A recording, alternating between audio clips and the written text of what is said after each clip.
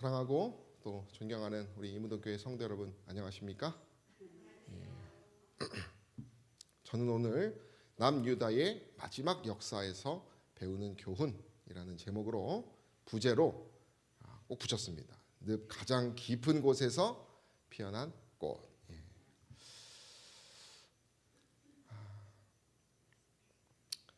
저희가 지난 일요일에 결혼식이 있었죠, 그죠? 그때 제가 또 밥이 너무 맛있어가지고 혀를 깨물었습니다. 그래서 지금 말이 좀 셀 수 있습니다. 좀 양해를 해주시고요.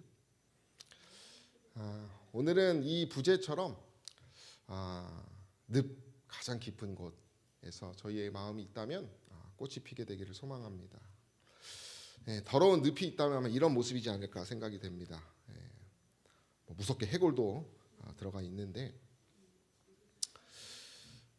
오늘 우리가 함께 나눌 이 남유다의 마지막 배경은 이 하나님을 그들이 떠났고 신앙의 환경이 이와 같이 아주 다 망해버린, 공허해져 버린 그러한 상황 속에 역사가 이어집니다. 우리가 지난 시간 히스기야 왕에 대해서 배우면서 그리고 그 아들 므낫세가 열왕기하에는 왕이 되었다라고 말합니다. 이 므낫세는요 12살부터 왕위를 시작해서요 55년 동안 통치했던 사람입니다. 여러분, 보통 우리가 한 3, 4년만 뭔가 사람이 바뀌어도 어떻게 됩니까? 다 모든 것이 새로워지는 것을 우리가 경험합니다. 3, 4년만 지나도 그 전에 했던 것들이 다 잊혀져 버리는 상황 속에서 여러분 55년 동안 이 왕이 므낫세라고 하는 왕이 통치를 한 것입니다.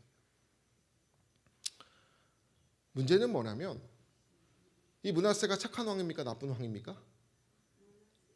악한 왕이에요. 나쁜 왕이에요. 성경은 여호와 보시기에 악을 행해서 가증한 일을 이방 사람들에게서 본받는 그 전에 있던 아모리 사람의 행위보다 이방 사람들보다 더욱 심한 일을 그가 했다라고 말합니다. 몇 년 동안이요? 거의 50년 동안. 전 아직 50년도 살지 못했는데 예루살렘 이가에서 저 가까지 가득하게 그 피의 냄새와 죄의 죄악들이 있었다라고 얘기합니다. 이 늪과 같은 상황입니다. 그들의 신앙의 환경이 이와 같았습니다. 생명이라고는 찾아볼 수 없는 그러한 상황이에요. 영감의 글은 이렇게 설명합니다. 선지자들은 계속해서 충실하게 경고와 권고의 기별을 전하고 두려움 없이 므낫세와 그의 백성에게 말하였으나 그 기별들은 뭐 했습니까? 조롱받고 타락한 유다는 귀를 기울이려 하지 않았다고 합니다. 무슨 일이 일어날 것 같은 전조를 보고도 이거 마치 뭐와 비슷합니까? 노아의 때와 비슷합니다. 백성들이 회개하지 않았다 이렇게 얘기합니다. 처참한 신앙할 수 없는 환경 속에 하나님의 나라가 처해진 것이에요. 근데 놀랍게도요. 저는 원래는 오늘 요시아 역사를 하려다가 그 요시아와 히스기야의 사이에 정말 하나의 꽃과 같은 그런 메시지가 있었어요. 그걸 좀 보면은 요시아의 통치가 시작되었을 때 유다 사람들 중에 마음이 진실한 사람들은 여러 해 전부터 고대 이스라엘에게 하신 하나님의 약속들이 성취될 수 있을지 뭐하고 있었습니까? 의심하고 있었다고 합니다. 인간의 견해로 볼 때 선민에 대한 하나님의 목적이 거의 성취되기가 불가능한 것처럼 보였다라고 얘기합니다. 여러분, 우리가 미국에서 흑인 차별이 굉장히 심했죠, 그죠? 지금도 인종 차별이 있습니다만은 그 당시를 생각해 보면 그 미국은 한 300년 동안 노예 제도가 있었고요. 19세기에 폐지가 되었지만 그때는 이제 짐 크로우법이라고 해서 흑백이 분리가 되어서 인종 차별이 법적으로 승인이 됩니다. 그래서 학교, 버스, 식당, 화장실, 병원, 투표권까지 흑과 백으로 철저히 분리가 되었던 시기였어요. 흑인은 2등 시민이었습니다. 여러분, 그때 평등과 자유를 외치는 것이 가능한 일입니까? 흑인들에게는 이와 같이 전혀 뭔가가 나아질 것 같지 않은 상황에 있었을 것이. 아마 개혁을 원하고 회복을 원하는 사람들이 그 왕의 므낫세 왕의 55년간 악행의 통치 가운데 있었을 것이지만 현실이 그렇지 못했기 때문에 마치 흑인들이 그냥 포기하고 살았던 것처럼 많이들 포기하고 있었을 것입니다. 교육 개혁에 대한 책을 제가 보는데 개혁이 안 되는 이유에 대해서 이렇게 얘기합니다. 제도적인 장애물이 많다고 하는 것이. 교육보다 사업을 하려던 리더들이 있고요. 교육의 질을 신경 쓸 수 없는 부담스러운 강의와 수강 인원이 있고요. 출간 실적 있는 교수만 승진하는 보상 체계가 있고요. 교육보다 연구시설을 짓거나 행정을 유지하는 데 드는 예산이 들어서 진정으로 이 교육의 개혁을 이루지 못하는 그런 제도적인 문제에 대해서 말하는 것을 제가 보았습니다.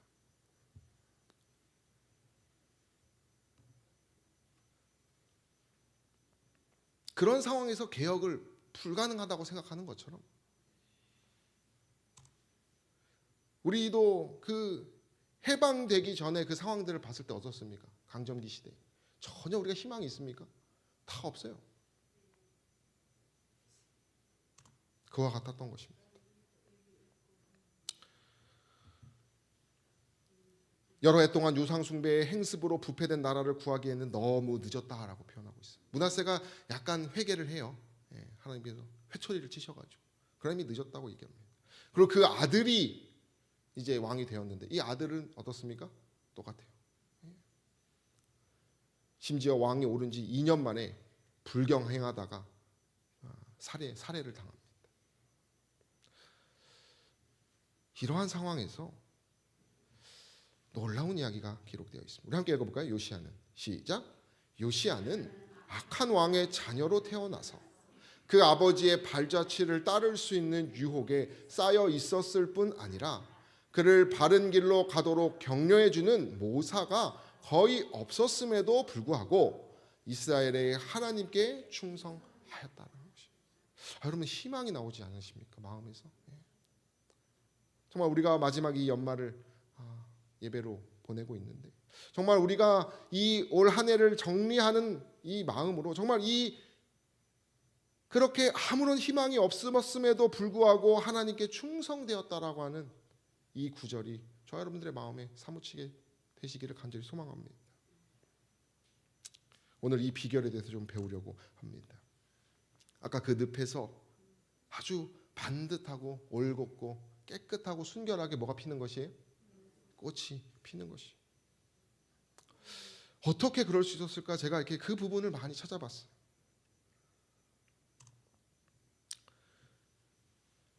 근데 그 이제 요시야가 왕이 되기 전에 이러한 일들이 있습니다. 선지자들은 계속해서 충실하게 경고와 권고의 기별을 전했다 이렇게 말하고 있어요. 바야흐로 도덕적 국가적 파멸이 이르러 올 것처럼 보이는 그런 상황에서 예언하기 시작했다라고 얘기합니다.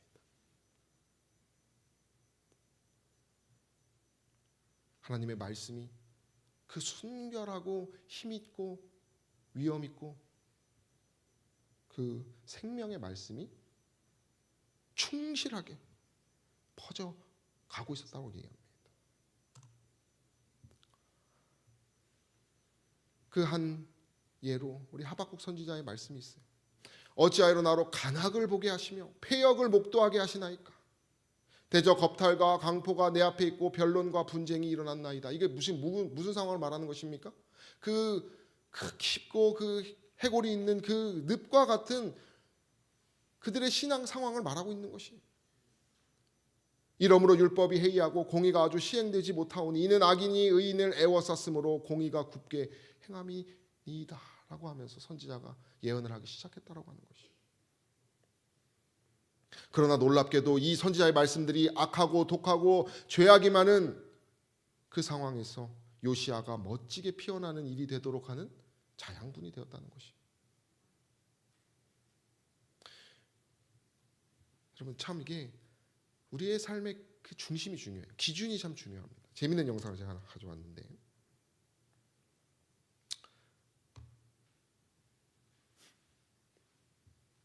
출구라고 써있는 간판을 차가 지나가다가 어떻게 합니까?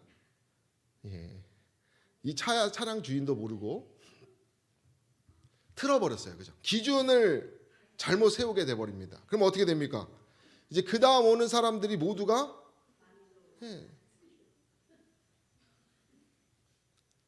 우리가 이렇게 기준이 잘못되면 이 문화세양으로 인해서 하나님으로 기준을 삼았던 사람들이 이방의 기준으로 살았던 것이에요. 우리가 이것을 알게 되면, 이 원인을 알게 되면 어떻게 됩니까? 바로 잡아야 되죠. 그걸 누가 했다는 것입니까? 선지자들이 예언을 하기 시작했다는 것이.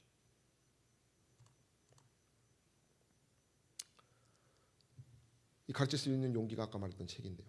여기에 그 아까 말했던 미국의 그 정말 흑인 인종 차별이 있던 상황 가운데 이 로저 파크스라고 하는 한 여인이 있어요. 들어보셨습니까? 이 여인이 저항 운동을 했던 사람이에요. 그때는 이제 버스가 흑인 좌석이 있고 백인 좌석이 있어요. 근데 이 로저 파크스가 백인 좌석, 그러니까 그 백인 좌석, 그러니까 백인이 왔는데 비켜주질 않았나, 아무튼 그 행동으로 저항 운동을 하기 시작한 것입니다.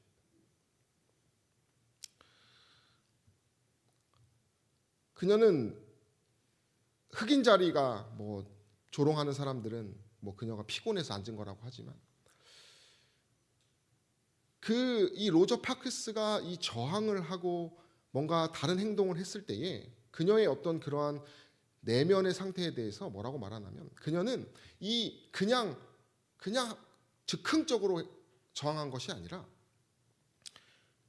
비폭력 전략에 대해서 그는 깊이 공부했던 사람이에요. 많은 생각을 했던 사람입니다. 그리고 전국 유색인 지위 향상 협회에서 그녀가 일하면서 이 차별에 대해서 많이 생각을 한 것이에요. 그리고 그녀는 자신의 내면의 소리에서 피로를 느꼈다라고 말합니다. 무슨 피로냐면 그 흑백의 차별에서 굴복하는 일에 많은 피로를 느꼈다라고 얘기합니다. 그리고 자기 모욕적인 고통에 지쳐 있었어요. 그리고 자기 개인의 내면의 영혼의 소리에 귀를 기울이고 깊은 통찰을 한 것이에요. 그래서 그 백인 자리에 앉고 백인이 왔을 때 일어나지 않았어요. 그리고 그것이 사회적으로 이슈가 되어서 그녀가 고통을 당합니다. 그러나 이 로저 파크스의 마음에는 그 자신이 왜 이 행동을 하는지에 대한 분명한 확신이 있었어요. 그리고 자신이 꿈꾸는 바람이 있었습니다. 그리고 보상이나 인정이 없음에도 그 차별운동에서 무언가 달라지기를 바라는, 심화되고자 하는 마음을 그녀가 갖고 있었어요. 그녀는 똑바로 본 것입니다. 그리고 행동한 것이 대쪽 같은 사람이에요. 선지자들의 마음이 그랬다는 것이죠. 그들도 타협하고 싶지 않았겠습니까? 여러분 성경에 보면 타협한 선지자들이 많아요. 제사장들도 많습니다. 그러나 그 정말 깊은 늪과 같은 상황 가운데서 정말 내면의 소리에 성령의 음성에 귀 기울인 선지자들이 예언하면서 자신의 그 말을 그대로 전하면서 하나님의 뜻을 온전히 순결하게 전하면서 요시아와 같은 놀라운 일이 시작됐다라고 하는 것이. 우리가 윤봉길 의사가 신문 조서에 보면 윤봉길 의사가 이런 말을 합니다. 나도 안다. 현재 조선은 실력이 없기에 당장 독립은 불가능하다. 하지만 세계재전이 발발하여 강대국들이 약해지면 조선과 주변국은 독립할 것이다. 즉 독립은 어차피 올 수밖에 없는 필연적인 결과이다. 그는 지금 전혀 그런 상황이 아닙니다. 그죠?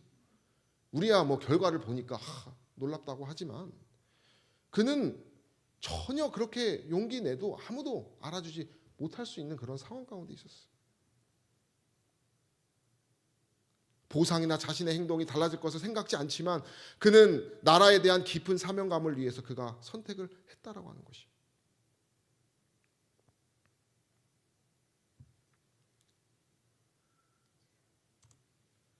하박국 선지자가 그랬습니다. 무서운 형벌 중에서도 당신의 백성에 대한 하나님의 목적은 어떤 방법으로든 성취될 것을 확신한 하박국은, 여러분 이것이 정말 중요한 것입니다. 우리의 상황이 전혀 신앙이 없는 것처럼 보이고 하나님이 살아계신 것 같지 않아 보이고 지도자들과 여러 교회가 병폐한 것처럼 보인다고 할지라도 이 하박국은 뭐라고 했다는 것이에요? 어떤 방법으로든 하나님께서 성취하실 거라고 믿었다는 것이에요.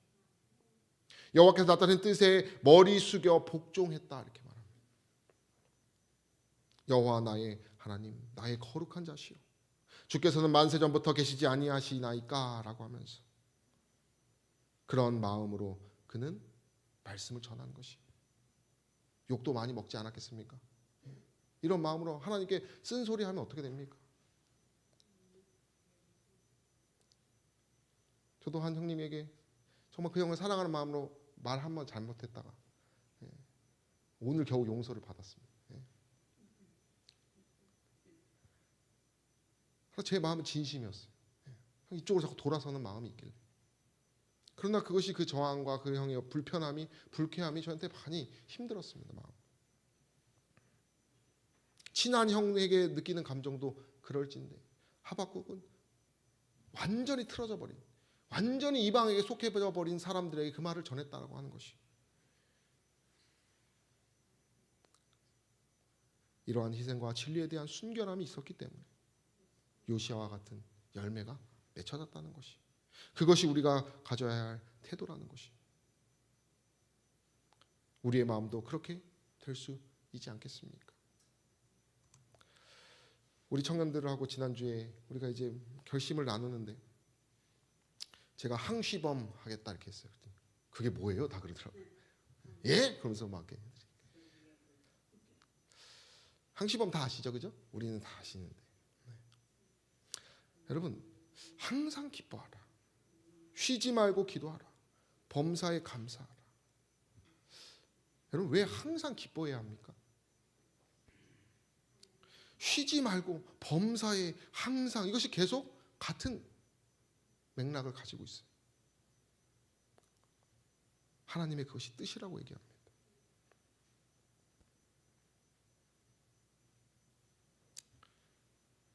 늪과 같은 상황에서도 기뻐하고 감사하고 기도로서 찬양하라고 하고 있어요. 왜 그럴까? 말씀을 묵상하다가 이런 말씀 마음에 사무쳤어요. 하나님께로부터 난 자마다 뭐를 짓지 않는다고 말합니까? 여러분 놀랍지 않습니까? 여러분 이거 경험하고 계십니까? 하나님께로부터 난 자마다 죄를 짓지 않는다. 왜 그러냐? 하나님의 씨가 그 속에 거하며 범죄하지 못하는 것은 하나님께로부터 났습니다. 여러분 이 요한일서는 사도 요한이 말년에 쓴 것이 교회에게 한 소리입니다. 그 당시에 신앙을 지식적으로 쌓았던 상황 가운데 그들은 그래서 죄를 많이 짓고 살았어요. 그런 상황에서 그가 새로운 거듭남에 대해서 말을 해주고 있습니다. 여러분 우리가 왜 항상 기뻐하고 범사에 감사하냐? 하나님께로 나면 그렇게 된다는 것이, 하박국 선지자처럼 기뻐할 수 없는 순간에서 뭐 한다는 것입니까? 기뻐하게 된다는 것이. 죄가 삼켜지지가 않아요. 죄가 우리를 삼킬 수가 없습니다. 왜 그렇습니까? 하나님께로부터 거듭났기 때문에. 그럼 예레미야 애가는 가장 어두운 책입니다. 근데 그 절망 가운데 있었던 예루살렘 완전히 멸망한 직후에 쓰여진 책 아닙니까? 성전이 파괴되고 왕조가 붕괴되고 포로와 학살이 잔행되고 있었던 그런 상황에서 쓰여진 책이 애가입니다. 상황이 완전히 무너져 있어요. 완전히 늪과 같은 상황입니다. 그러나 하나님의 마음은 무너지지 않았음을 선언하는 책이 바로 이 책이에요. 그 절망 한가운데 이 구절이 있어요. 우리 함께 읽어볼까요? 이는 시작. 이는 주께서 영원히 버리지 아니할 것이며 그가 비록 근심하게 하시나 그의 풍부한 인자하심으로 긍휼히 여기실 것임이라. 주께서 인생으로 고생하게 하시며 근심하게 하심은 본심이 아니시로다. 여러분 이것이 하박국 선지자가 그의 마음을 지킬 수 있었던 원동력이라는 것이, 환경에 집중한 것이 아니라, 죄의 결과에 집중한 것이 아니라 뭐에 집중하는 것이에요? 하나님의 마음과 약속에 집중하는 것이. 영원히 버리지 않는 하나님의 마음을 믿는 사람은 항상 뭐 하게 되는 것이에요? 기뻐하게 되는 것입니다.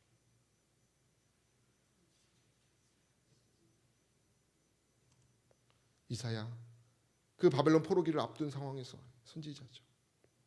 근데 여기 보면 내가 물 가운데로 지날 때에, 하나님이 기왕이면 이런 어려운 물 가운데를 안 지나게 피하게 해주셔야 되는데 여기 보면 지나가게 하십니다. 그것을 피하게 하지 않으시고 마주하게 하셔요. 강을 건널 때에, 불 가운데로 지날 때에, 불 가운데로 지나면 됩니까? 안 됩니까? 안 돼요. 그러나 지날 때에, 건널 때에 사르지도 못하고 침몰하지도 못하고. 왜 그렇습니까? 하나님이 함께 하시기 때문에. 마주하게 하는, 늪 속에서 하나님이 함께 하시기 때문에, 그분이 그러한 구원자이시기 때문에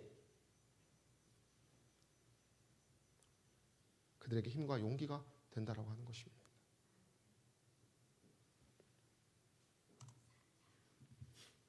영감의 글은 이렇게 얘기합니다.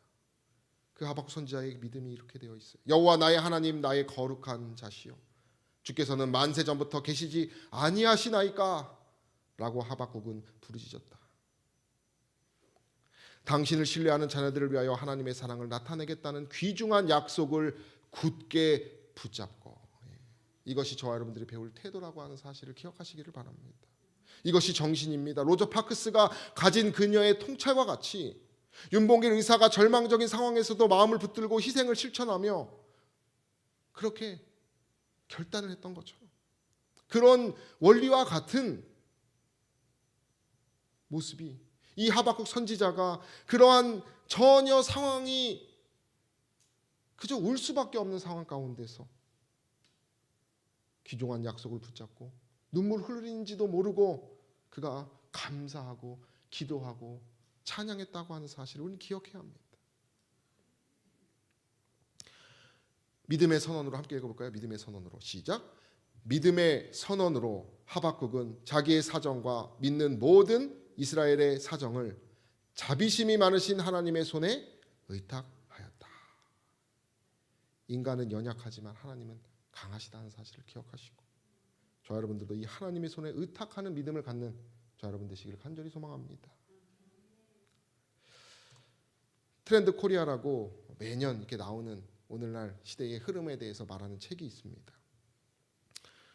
거기서 이제 누가 이렇게 딱 정리를 했어요. 10가지.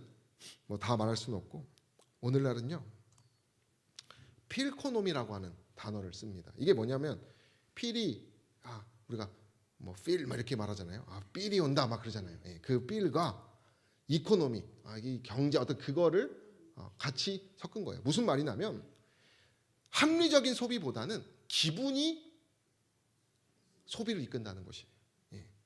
기준이 감정이 된다는 것이에요. 우울해서 머리 잘랐다. 이런 표현이 누군가에게 이해가 안 될 수 있어요. 왜 우울한데 왜 머리를 자릅니까? 그죠? 그 기분. 왜 필요한가가 아니라 기분이 좋아지는가. 내 감정이 기준이 되는 시대가 오늘날이라고 하는 것입니다. 아마 므낫세의 통치의 기간도 마찬가지였을 것이에요. 그가 눈에 보이는 자신의 뜻, 하나님이 기준이 아니라 자신의 감정이, 자신의 명철이 기준이었던 시기였을 것이에요. 그래서 쭉 보는데 그래서 어떻게 보면 우리가 신앙하기가 정말 더 어려운 것입니다. 신앙도 감정으로 해버리는 것이에요. 근데 또 마지막에는요 근본이즘이라고 하는 것이 오늘날의 모습이라고 합니다. 이 근본이즘은 뭐냐면 본질과 정통성에 대한 갈망이라는 거예요. AI가 너무 많고요, 디지털이 너무 많고요. 그러다 보니까 사람들이 원조를 찾는다는 것이에요. 원조.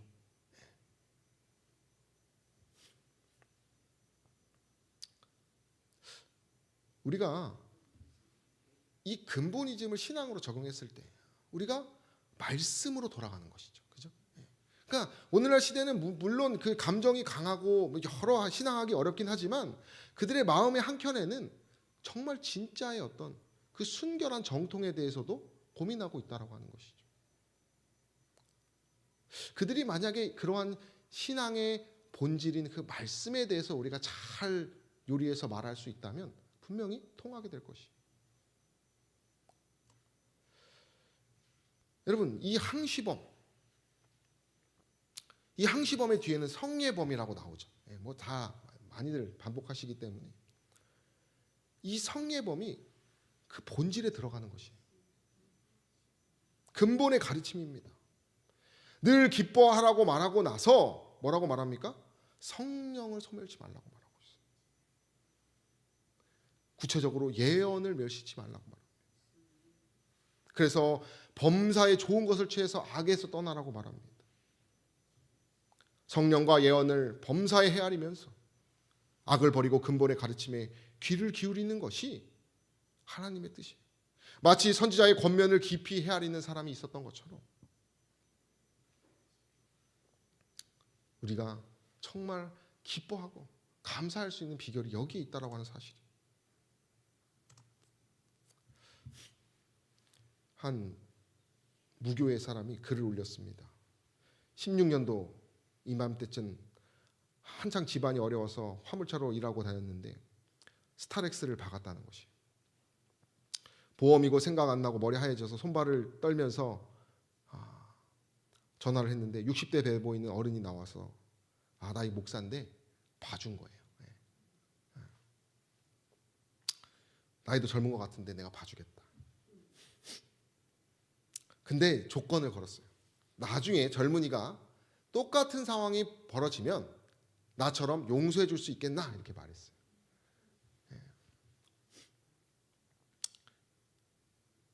울면서 감사하다고 말씀드리고 7년이 지난 것입니다. 근데 사고가 났어요. 상대방이 사색이 된 얼굴을 보면서 그날이 그 사색이 되는 얼굴로 이제 똑같이 부탁하는 상황에 놓이니까 뭐가 생각이 난 것이 자신이 용서받은 생각이 난 거예요. 그냥 자차 처리하기로 하고 연락처 주고받고 끝냈다고 해요. 그곳에는 사진 이렇게 올렸어요. 차 좋아하시는 분은 알겠지만 이 정도면은 마음이 쓰립니다. 약속을 그분이 기억하고 지킨 거예요. 멸시치 않은 것입니다.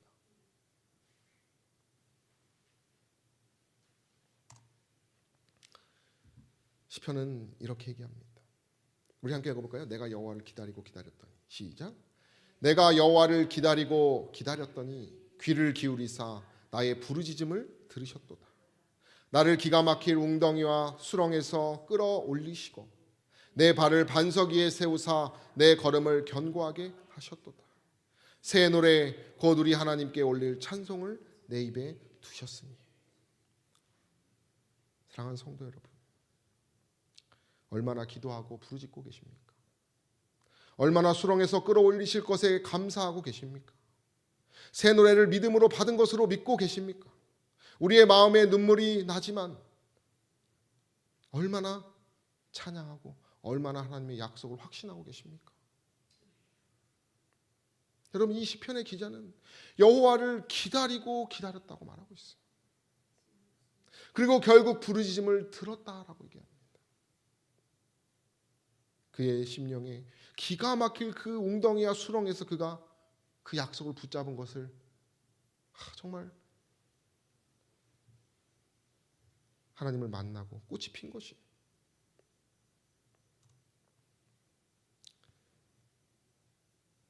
미가는 그 당시의 선지자입니다.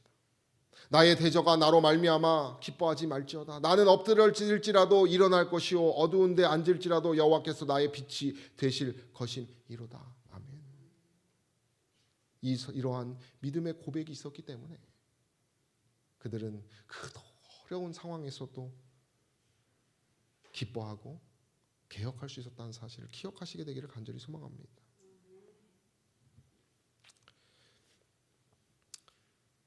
제가 제일 좋아하는 구절인데요. 우리 청년들의 구호도 이겁니다. 우리가 구호하면 이제 저희가 하기 이렇게 저만 합니다.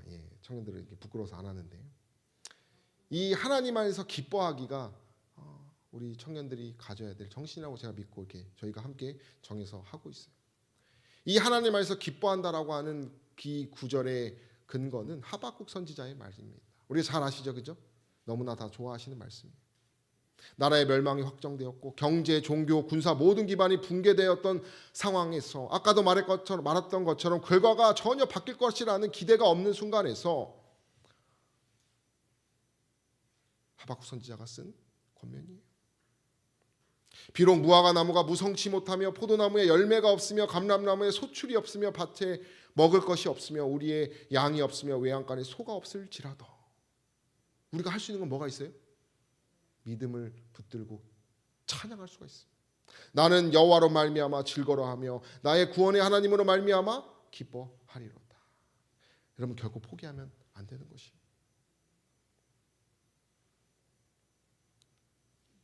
하나님의 놀라운 그런 보상들이 우리의 눈앞에 다 사라진다 할지라도 하나님은 영원하세요. 그죠? 그래서 우리가 포기하면 안 됩니다. 제가 뭘 보다가 화장실 휴지가 없었던 거예요. 일본에 있었던 건데. 근데 여기 쭉 써 있는데 만약에 당신이 휴지가 없다면 이 안내문을 뜯으라고 이렇게 써 있는 거예요. 이 사람이 그 참 어려운 순간에서 이 글을 보고 순종을 했어요. 그랬더니 뭐가 있습니까? 여기 뒤에 여기에 그를 살려주는 게 있었던 것이죠. 이 글을 이 사람은 믿었어요, 그죠? 우스운 얘기지만은 여러분, 뭐든지 믿음이 중요한 것입니다, 그죠? 제가 군대에 있을 때 추운 겨울이 되면 뿌리꽃이나 이 뿌리 식물, 이런 작물들은 춥기 전에 빼가지고 보관해놨다가 봄에 심으면 어떻게 됩니까? 거기 신기하게 꽃이 피더라고요. 여러분들은 너무나 잘 아시는 내용이고 꽃과 나무는 박사들이시겠지만은 저 그때 깜짝 놀랐어요. 이게 어떻게 살아나지? 여러분, 말씀도 마찬가지입니다. 하나님의 말씀은요, 떨어지는 법이 없어요. 더딜지라도 뭐합니까? 반드시 꽃이 핍니다.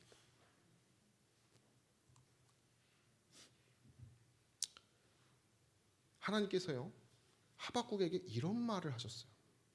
그러한 절망적인 순간에 너는 이 묵시를 기록하여 판에 명백히 새기되 달려가면서도 읽을 수 있게 하라. 이 묵시는 정한 때가 있나니 그 종말이 속히 이르겠고 결코 거짓되지 아니하리라. 비록 더딜지라도 기다리라. 지체되지 않고 정령 응하리라. 보라, 그의 마음은 교만하며 그의 속에서 정직하지 못하니라. 그러나 의인은 믿음으로 말미암아 살리라. 여러분, 하박국이 이 음성을 듣고 어떤 생각이 들었을까요? 인간적인 의심은 다 사라졌을 것이에요. 그래서 이 묵시를 기록한 판에 명백히 달려가면서도 읽을 수 있게 하는, 정말 이 말씀, 그 하나님의 약속만 붙드는 사람이 되었다고 하는 사실을 우리는 알아야 합니다. 우리 함께 읽도록 하겠습니다. 극심한 시련의 때에, 시작. 극심한 시련의 때에 하박국과 모든 거룩하고 정직한 사람들을 굳게 했던 믿음은 오늘날 하나님의 백성을 유지시키는 믿음과 동일한 것이다. 가장 어두운 시간과 가장 험악한 환경 아래서도 그리스도인들은 자기의 영혼을 모든 빛과 능력의 근원에 머물러 있게 할 수 있다. 매일매일 하나님께 대한 믿음을 통하여 그의 소망과 용기는 새롭게 될 수 있다. 쉬지 말고 기도하라. 쉬지 말고 우리가 말씀을 통해서, 하나님과의 교제의 시간을 통해서 우리가 매일에 정말 그것을 가장 꿀송이로 여기고 내 아침의 시작과 끝을 그것을 우리가 마무리한다면 소망과 용기가 뭐 하게 된다는 것이에요? 새롭게 될 수 있다는 것이에요. 우리 청년들이 예언의 신을 읽고 있습니다. 근데 한 소그룹이 다 읽었어요. 1년 동안. 그래도 다 읽어서 쉬고 있다고 그러더라고요. 그래서 쉬면 안 된다 그랬어요. 미안하지만 쉬면 안 된다. 왜 그렇습니까, 여러분? 쉬었다가 다시 하려고 하면 여러분 더 어렵습니다. 그죠? 다 하고 계시지 않습니까? 이 하나님의 양식은 어제 많이 먹었다고 해가지고 그것이 오늘 밥 안 먹어도 되는 것이 아니지 않습니까? 그죠? 근데 그것에 불평하지도 않고 뭐 그런 말 할 수도 있잖아요. 이제 연말인데 좀 쉽게 할 수도 있는데 다시 순종하겠다고. 참 아름다운 모습이. 그러한 이야기만 하고 마치려고 합니다. 그러니까 리오넬 메시라고 들어보셨죠? 예, 아르헨티나의 축구 선수입니다. 아르헨티나가 2016년 칠레와의 결승전 코파 아메리카라고 이제 그 남미에서 아주 유명한 대회인데요. 거기서 메시의 실축으로 패배를 합니다. 그리고 계속 이 월드컵도 떨어졌기 때문에 은퇴를 선언해 버려요. 나는 다 모든 걸 했다 이렇게 말하면서 그 은퇴를 합니다. 이게 보면은 그게 그 과거가 이 메시가 최고의 선수였음에도 불구하고 그 나라는 이기지를 못했어요. 그리고 그가 결정적인 순간에 자꾸 실수를 해서 사람들도 그를 막 비난하자 그가 은퇴를 선언합니다. 마라도나 아시죠? 마라도나도 안 된다 그러고 대통령까지 안 된다고 했는데 그 마음을 돌이킬 수가 없었어요. 근데 한 교사가 그에게 편지를 쓰는데요. 월드컵 우승과 혹은 어떤 아르헨티나 국가대표팀의 어떤 그런 명예를 위해서 어떤 그런 보상과 어떤 1등이 되고자 하는 그런 정신에서 쓴 글이 아니라 다른 편지를 쓰게 됩니다. 무슨 내용이냐고 하니 당신이 우승을 하지 못한다 할지라도 당신이 계속 도전하는 그 모습에 누가 감명을 받는다고 말하는 것이에요? 아이들이 그 모습을 통해서 힘과 용기를 얻는다라는 그런 편지를 쓴 것이에요. 자신이 아무리 노력해도 당신이 주는 아이들에 대한 감화에 미치지 못한다고 하면서 영웅이 포기하는 모습보다는 이 영웅이 약하지만 부족하지만 끝까지 뭐하는 마음이요? 그러한 어려운 환경에서도 계속 도전하는 모습을 보여주면 선생도 할 수 없는 일을 당신이 할 수 있다라고 하는 그런 패러다임 시프트와 같은 이야기를 한 것이에요. 아이들에게 이기는 것만이 우선이고 유일한 가치라는 선례를 남겨서는 안 된다고 하는 것이. 이 선생님은 그 통찰을 정말 꿰뚫어 본 것이. 그죠? 아이들에게서 그가 월드컵이 자꾸 좌절되니까 은퇴했다면 얘들도 무슨 생각할까요? 1등 못하면 그냥 은퇴하는 것이구나라고 생각할 수 있지 않겠습니까? 다른 사람들은 다 아르헨티나의 그 월드컵 우승을 위해서 말했다면 이 선생님은 정말 본질적인 것에 대해서 말을 한 것이에요. 노력의 가치에 대해서 말한 것입니다. 저는 학생들에게 당신을 얘기할 때 얼마나 멋지게 축구를 하는지 얘기하지 않습니다. 단 한 골을 넣기 위해 당신이 같은 장면을 수천 번이나 연습한다는 것을 알려줍니다.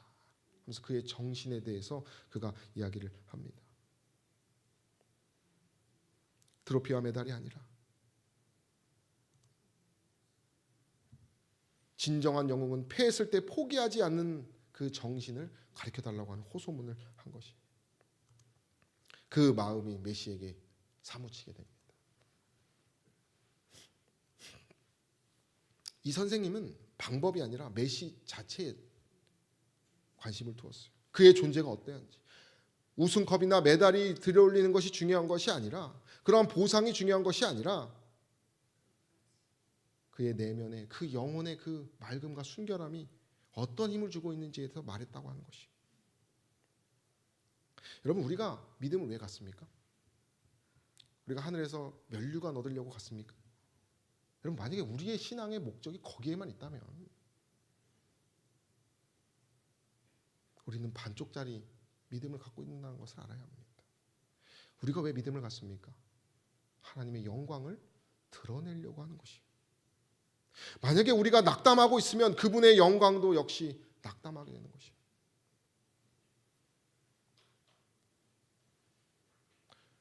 제가 그 형님에게 아까도 말했지만 상처를 드렸어요. 전화도 안 받아요. 제 이 혀에 대해서 원망이 되는 거예요. 혀를 혓바닥을 잘못 놀려가지고 사람을 내가 또 죽였구나. 근데 여러분 만약에 제가 이 낙담 가운데 계속 빠져 있으면 어떻게 될까요? 하나님만 모욕당하시는 거죠. 제가 그래서 아침에 기도하면서 하나님께 통회하면서 제 마음을 새롭게 해달라고 다시 그 시간을 가지니까 다시 제 마음 가운데 희망이 솟구치면서 아이디어가 생각이 나요. 다시 그 형님에게 연락을 하고 싶은 마음이 생기고 더 지혜가 생기면서 포기하지 않게 되는, 그 제 죄를 바라보는 것이 아니라 함께 하실 하나님을 바라보는 마음을 갖게 되더라고요. 우리가 연약함에도 그 연약함 그대로 나아가면 하나님께서 영광 받으시는 것입니다. 결국 메시가 어떻게 됐습니까, 여러분? 우승했어요. 우리가 너무나 잘 압니다. 영감의 글은 이렇게 얘기합니다.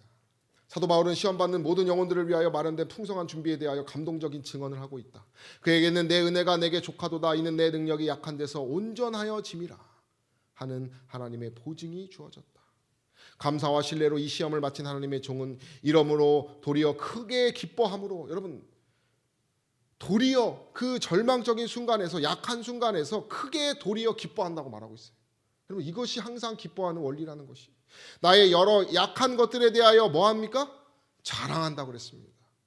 이것은 어떤 교만한 자세가 아닙니다. 누구 때문에 자랑하는 것입니까?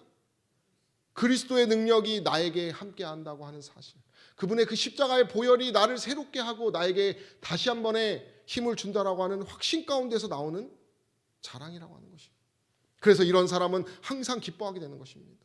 쉬지 말고 기도하고 범사에 감사하면서 다시 하나님께 영광 돌리기 위한 선택을 하는 사람이에요.